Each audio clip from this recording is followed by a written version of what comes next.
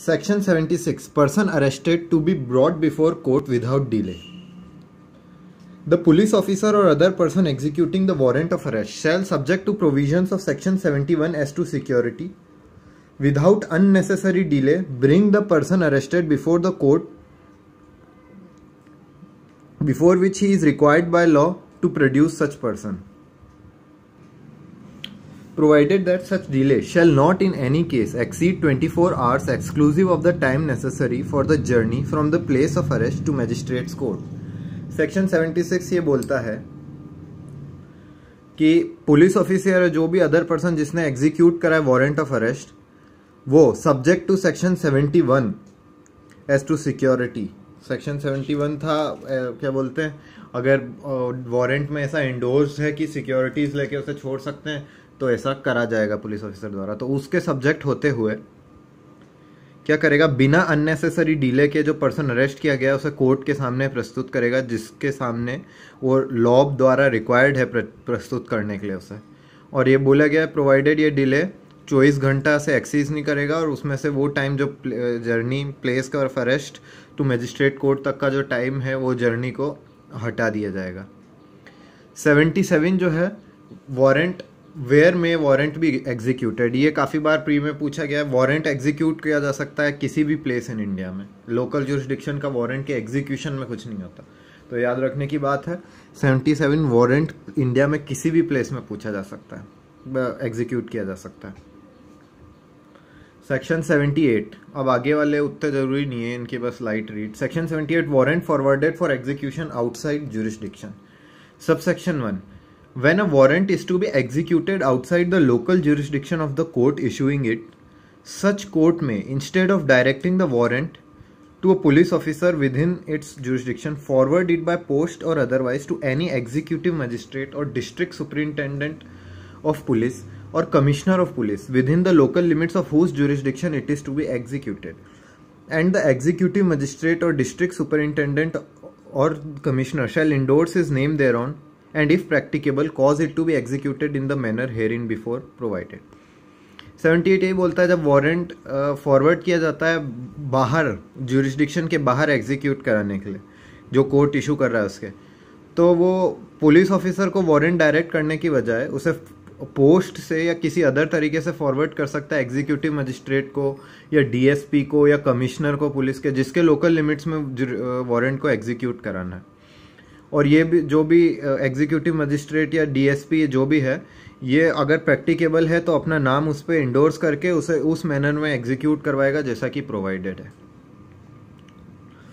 Subsection 2 reads as the court issuing a warrant under subsection 1 shall forward along with the warrant substance of information against the person to be arrested together with such documents if any as may be sufficient to enable the court acting under section 81 to decide whether bail should or should not be granted to the person.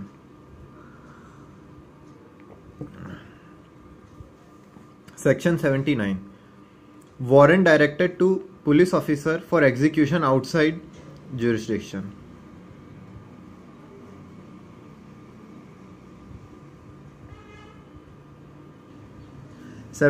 बात करता है warrant जब police officer को direct किया जाता है execution के लिए जो उसके जुरिस्डिक्शन से बाहर है. ठीक है, जब वारंट डायरेक्ट किया जाता है एक पुलिस ऑफिसर को एग्जीक्यूट करने के लिए जो कि कोर्ट के लोकल जुरिस्डिक्शन से बियॉन्ड है, उस कोर्ट के जो इसे इशू कर रहा है, तो ऑर्डिनरीली उसे एंडोर्समेंट के लिए लेगा इधर एग्जीक्यूटिव मजिस्ट्रेट को या पुलिस ऑफिसर को जो कि officer in charge of police station से नीचे का नहीं है, जिसके लोकल लिमिट्स ऑफ जुरिस्डिक्शन में वारंट को एग्जीक्यूट किया जाना है. सबसेक्शन 2 बोलता है सच मैजिस्ट्रेट और police officer shall endorse his name thereon and such endorsement shall be sufficient authority to the police officer to whom the warrant is directed to execute the same, and the local police shall, if so required, assist such officer in executing such warrant.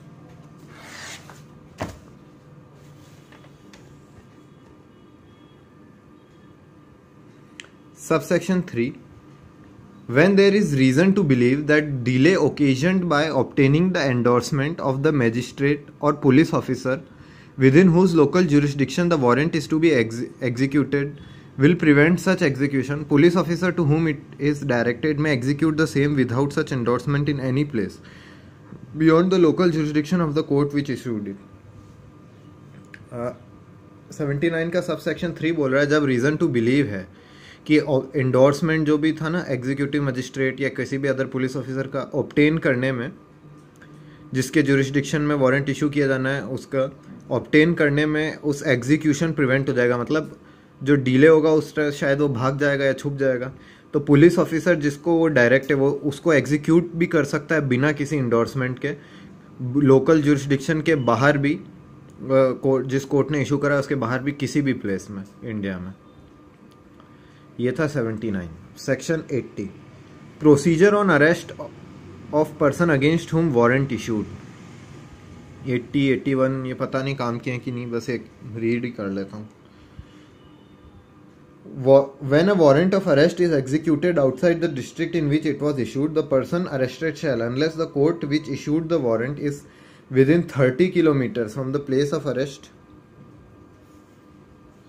or is nearer than the executive magistrate or district superintendent of police,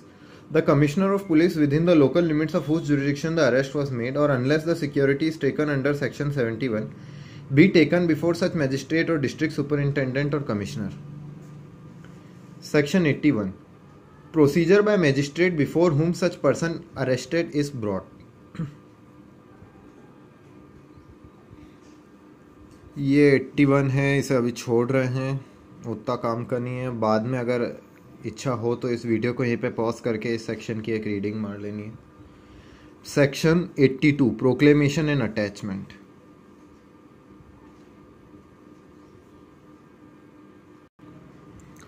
section 82 है proclamation for person absconding. Subsection 1 if any court has reason to believe whether after taking evidence or not that any person against whom a warrant has been issued by it has absconded or is concealing himself so that such warrant cannot be executed, such court may publish a written proclamation requiring him to appear at a specified place and at a specified time not less than 30 days from the date of publishing such proclamation. 82 proclamation for person absconding का subsection 1 बोलता है अगर किसी court के पास ऐसा reason to believe है, मतलब believe करने की ऐसी कोई वजह है, भले ही इस रीज़न टू बिलीव के लिए उसने कोई एविडेंस लिया हो या उसे ऐसे ही लगता हो कि कोई पर्सन जिसके अगेंस्ट वारंट इशू किया गया है ना वो एब्सकॉन्ड कर दिया है या फिर अपने आप को कंसील कर रहा है इस तरीके से कि वारंट एग्जीक्यूट नहीं किया जा सकता, तो कोर्ट एक रिटर्न प्रोक्लेमेशन पब्लिश कर देगी। उस प्रोक्लेमेशन उसको रिक्वायर कर रही होगी कि वो अपीयर हो एक स्पेसिफाइड प्लेस पे और एक स्पेसिफाइड टाइम पे। वो टाइम 30 दिन से कम नहीं होगा publishing from the date of publishing such proclamation, मतलब प्रोक्लेमेशन के पब्लिश होने के कम से कम 30 दिन उसे मिलेंगे उस स्पेसिफाइड डेट और टाइम पे अपीयर होने के। इसका subsection 2 reads as proclamation shall be published as follows. 2 का 1 है और 2 के 1 में भी A B C है। 1A it shall be publicly read in some conspicuous place of town or village in which such person ordinarily resides। वो publicly read की जाएगी किसी कॉन्स्पिकुअस प्लेस जो कि टाउन या विलेज का है जिसमें वो पर्सन ऑर्डिनरीली रिसाइड करता है। B it shall be affixed to some conspicuous part of the house or homestead in which such person ordinarily resides or to some conspicuous place of such town or village। वो affix की जाएगी किसी conspicuous part में house या homestead के जिसमें वो person ordinarily reside करता है या फिर कोई कॉन्स्पिक्यूअस प्लेस उस टाउन या विलेज की। और C a copy thereof shall be affixed to some conspicuous part of court house। उसकी एक कॉपी कोई कोर्ट हाउस के कॉन्स्पिक्यूअस पार्ट पे भी अफिक्स कर दी जाएगी। अब 2 का 2 बोलता है कोर्ट में also if it thinks fit direct a copy of proclamation to be published in a daily newspaper circulating in the place in which such person ordinarily resides. Court को अगर ऐसा ठीक लगता है तो ये भी डायरेक्ट कर देगा कि जो प्रोक्लेमेशन की एक कॉपी है वो पब्लिश की जाए एक डेली न्यूज़पेपर में जो उस प्लेस पे सर्कुलेट होता है जहाँ पर वो पर्सन ऑर्डिनरीली रिसाइड करता है। इसका सबसेक्शन 3 इसका सबसेक्शन 3 रीड करते हैं.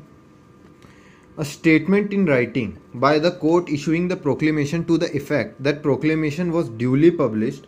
on a specified day in a manner specified in clause A of subsection 2, clause 1 of subsection 2, shall be conclusive evidence that the requirements of this section have been complied with and that the proclamation was published on such day. तो subsection 3 ये बोलता है कि statement in writing court के द्वारा दिया हुआ जो इशू कर रहा है प्रोक्लेमेशन को, इस इफेक्ट में कि प्रोक्लेमेशन ड्यूली पब्लिश की गई थी स्पेसिफाइड डे में, कोर्ट ने राइटिंग में स्टेटमेंट दिया है जैसा कि 2 के 1 में मैनर स्पेसिफाइड था उसमें दी गई है. ये कंक्लूसिव एविडेंस होगा इस बात का कि इस सेक्शन के रिक्वायरमेंट्स कंप्लाई कर दिए गए और प्रोक्लेमेशन उस दिन पे पब्लिश की गई थी.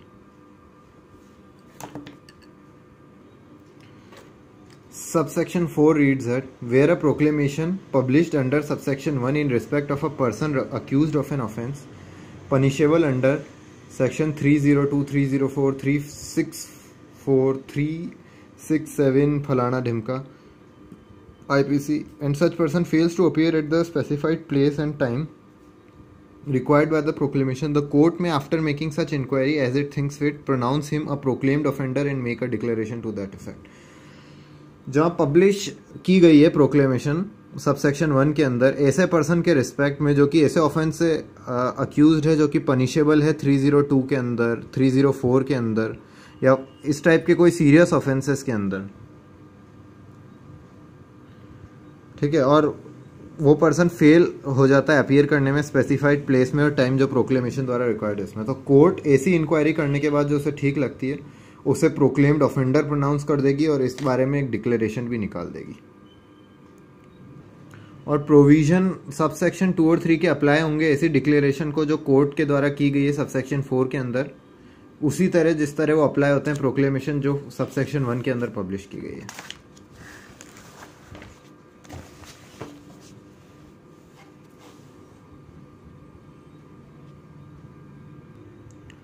तो अगेन सेक्शन 82 बोलता है अगर कोई कोर्ट के पास रीज़न टू बिलीव है, भले ही एविडेंस लेने के बाद या नहीं लेने के बाद भी, कि पर्सन जिसके अगेंस्ट वारंट इशू किया गया है वो एब्सकॉन्ड कर दिया है या फिर कंसील कर रहा है अपने आप को इस तरह की वारंट एग्जीक्यूट न किया जा सके, कोर्ट पब्लिश करेगा एक रिटर्न प्रोक्लेमेशन रिक्वायर करते हुए उसको कि वो एक स्पेसिफाइड प्लेस पे और स्पेसिफाइड टाइम पे जो कि प्रोक्लेमेशन पब्लिश करने के कम से कम 30 दिन दिए जा रहे हों, उसे 30 दिन से पहले की वो डेट ना हो, उस डेट पे वो अपीयर हो. प्रोक्लेमेशन पब्लिश की जाएगी एज फॉलोज. फर्स्ट, वो पब्लिकली रीड की जाएगी किसी कॉन्स्पिक्यूअस टाइम प्लेस पे ऑफ टाउन या विलेज जिस पे ऑर्डिनरीली रिसाइड करता है.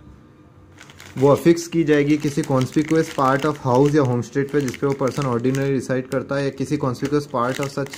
टाउन और विलेज पे.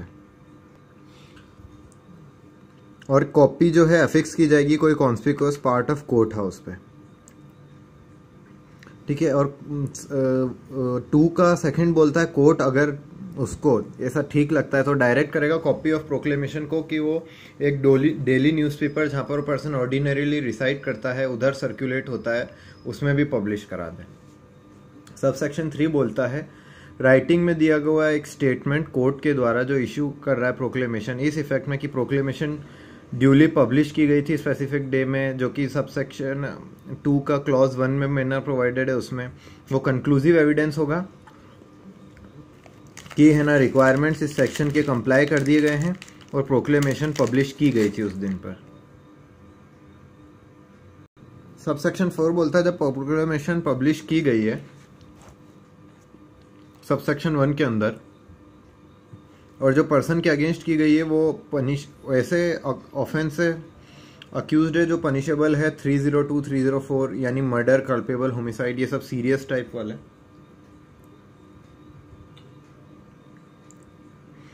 और उसमें वो स्पेसिफाइड टाइम और प्लेस पे अपीयर नहीं होता तो कोर्ट ऐसी इंक्वायरी करने के बाद जो इसे ठीक करती है उसे प्रोक्लेम्ड ऑफेंडर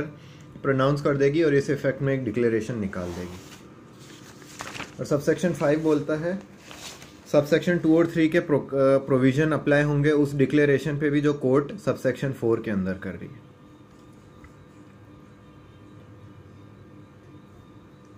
फिर सेक्शन 83 है attachment of property of person absconding